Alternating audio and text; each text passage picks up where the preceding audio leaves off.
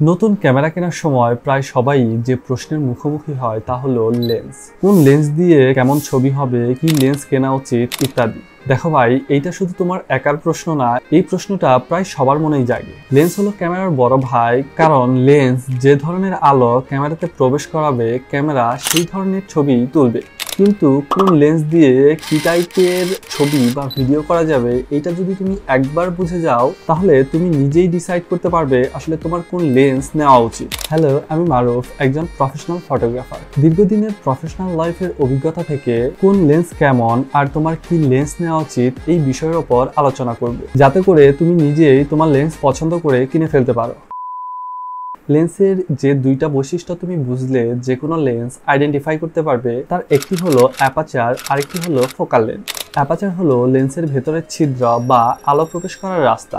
এই রাস্তা যত বেশি প্রশস্ত হবে বা বড় হবে, তত বেশি পরিমাণ লাইট ক্যামেরায় ঢুকতে পারবে। আর যত বেশি লাইট ক্যামেরায় ঢুকবে, তত বেশি ব্যাকগ্রাউন্ড ব্লার এবং ক্লিয়ার ইমেজ পাওয়া যাবে। এই অ্যাপাচার ভ্যালুকে এফ দিয়ে প্রকাশ করা হয়। এফ এর মান 1.2 থেকে শুরু করে 5.6, 7.1, 10 বা এর বেশিও হয়ে থাকে। তবে এফ এর ভ্যালু যদি 1.2 হয় তাহলে আলো প্রবেশের পথ অনেক বড় হবে। অন্যদিকে এফ এর ভ্যালু যদি 5 হয় তাহলে আলো প্রবেশের পথ ছোট হয়ে যাবে। বিষয়টা উল্টো হওয়ায় একটু কনফিউশন লাগতে পারে, তবে পুরো ভিডিওটি দেখলে ক্লিয়ারলি বুঝতে পারবে। লেন্সের দ্বিতীয় বৈশিষ্ট্য হলো ফোকাল লেন্থ। একে মিলিমিটার দিয়ে প্রকাশ করা হয়, যেমন 24 মিলিমিটার, 30 মিলিমিটার, 50 মিলিমিটার। এগুলো হলো focal length range. Focal length বোঝা খুবই সহজ, কারণ ফোকাল লেন্থের নাম্বার যত বেশি হবে তুমি তত দূরের ছবি তুলতে পারবে। এইটা হলো 24 মিলিমিটার লেন্সের ছবি, এবং এইটা হলো অনেক দূর থেকে 200 মিলিমিটার লেন্স দিয়ে তোলা একটি ছবি। অর্থাৎ যত বেশি তত বেশি জুম। বিভিন্ন কাজের জন্য বিভিন্ন ফোকাল লেন্থের লেন্স ব্যবহার করা হয়। কাজের ভিন্নতা অনুযায়ী লেন্স 7 থেকে 8 ধরনের হয়ে থাকে। এখন আমি তোমাদের ইম্পর্টেন্ট কতগুলো লেন্স সম্পর্কে সংক্ষেপে ধারণা দিব, যাতে তোমরা তোমাদের জন্য পারফেক্ট লেন্স পছন্দ করে ফেলতে পারো। Number 1, ultra wide lens. এই লেন্সের ফোকাল লেন্থ 16 থেকে 24 মিলিমিটারের হয়ে থাকে। অনেক বড় সাবজেক্ট বা বস্তুকে ফ্রেমে নিয়ে আসতে হলে এই ধরনের লেন্স ইউজ করা হয়। আর্কিটেকচার এবং ল্যান্ডস্কেপ ফটোগ্রাফির ক্ষেত্রে এইসব ultra wide angle lens use করা হয়। আপনারা সবাই ব্লগ বা মোটো ব্লগ দেখেন, যেখানে গোপ্রোর মতন অ্যাকশন ক্যামেরা ইউজ করা হয়। খেয়াল করলে দেখবেন নর্মাল ভিডিওর তুলনায় ওইসব ব্লগ ভিডিওতে অনেক বেশি ওয়াইড ফ্রেম ক্যাপচার করে, কারণ গোপ্রোর মতন ক্যামেরাতে আলট্রা ওয়াইড অ্যাঙ্গেল লেন্স লাগানো থাকে। যদি বড় কোনো সাবজেক্টের ছবি তুলতে চান তাহলে আলট্রা ওয়াইড লেন্স নিতে হবে।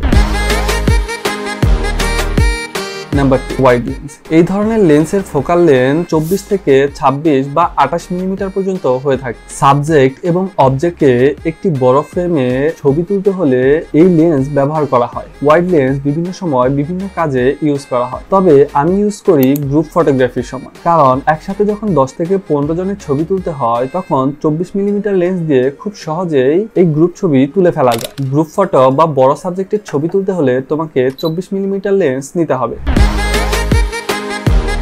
নাম্বার 3, 30 বা 35 মিলিমিটার প্রাইম লেন্স। এইসব লেন্স দিয়ে মোটামুটি ব্যাকগ্রাউন্ড ব্লার এবং ওয়াইড ফ্রেম এই দুই ধরনের ছবি তোলা যায়। এইসব লেন্সে অ্যাপাচার হয়ে থাকে 1.4 বা 1.8, তাই ব্যাকগ্রাউন্ড ব্লার করে গ্রুপ ছবিও তোলা যায়।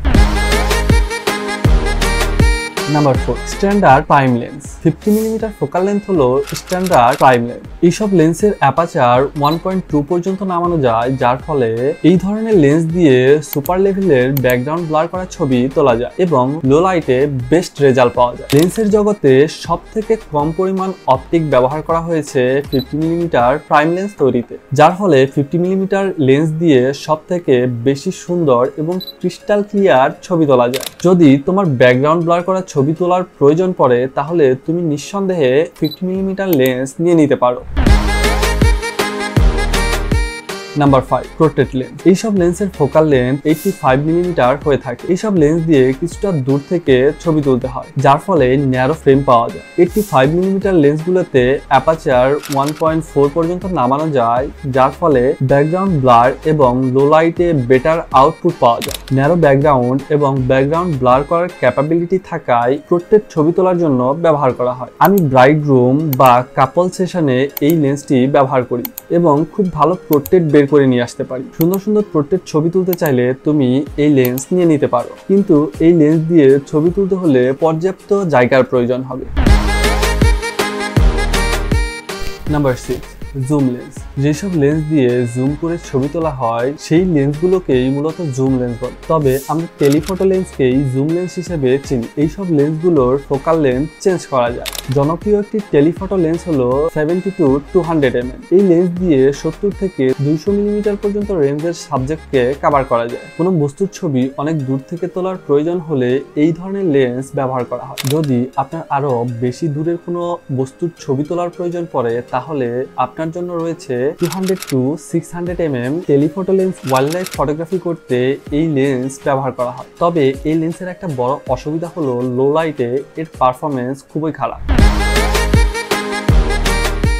আশা করি লেন্সগুলোর ফোকাল লেন্থ সম্পর্কে তোমাদের মোটামুটি একটা আইডিয়া দিতে পেরেছি। এতক্ষণ আমি কথা বললাম ফিক্সড ফোকাল লেন্থের লেন্স নিয়ে, কিন্তু মার্কেটে অনেক লেন্স রয়েছে যেগুলোর ফোকাল লেন্থ বাড়িয়ে বা কমিয়ে ছবি তোলা যায়। যেমন 16-55 mm এর কিট লেন্স, 24-70 mm এর জুম লেন্স, 70-200 mm এর জুম লেন্স ইত্যাদি। আপনি যদি ডিফারেন্ট ফোকাল লেন্থের ছবি বা ভিডিও করতে চান, অর্থাৎ কখনো একটু কাছের আবার কখনো একটু দূরের ছবি বা ভিডিও করতে চান, প্রয়োজন বুঝে এইসব চেঞ্জেবল লেন্স কিনতে পারেন। আমি চেষ্টা করলাম লেন্স সম্পর্কে তোমাদের বেসিক আইডিয়া দিতে। তারপরে যদি তোমাদের কোনো কিছু বুঝতে সমস্যা হয় আমাকে কমেন্ট করে জানাও, আমি চেষ্টা করব যতটা সম্ভব তোমাদের হেল্প করতে।